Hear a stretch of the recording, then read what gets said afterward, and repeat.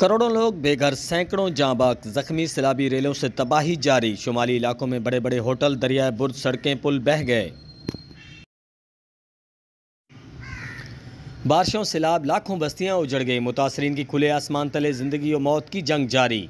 रहीम यार खान, डेरा गाजी खान, तौसा, सखर, जैकमाबाद, सवात, कलाम, डेरा इस्माइल खान, टांक, बलूचिस्तान के 80% इलाके पानी में डूब गए। हर तरफ तबाही के दिलखराश मनाजिर। कागान में 14 सयाह पानी में बह गए। बारिशों के बाद दरिया बिफर गए। दरियाई कटाव से लाखों एकड़ मुतासिर। डेरा के 2 सुपर बंद टूट गए। सफारिश पर खैमे मिल रहे हैं मुतासरीन।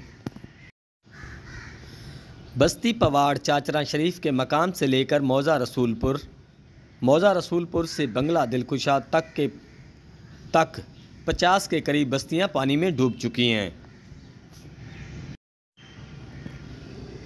मौजूदा सैलाब ने साल 2010 में आने वाले सैलाब का रिकॉर्ड भी तोड़ दिया है। शदीद बारिशों की वजह से कलाम में मशहूर कई मंजिला होटल, हनीमून और दीगर दरियाबुर्द हो चुके हैं।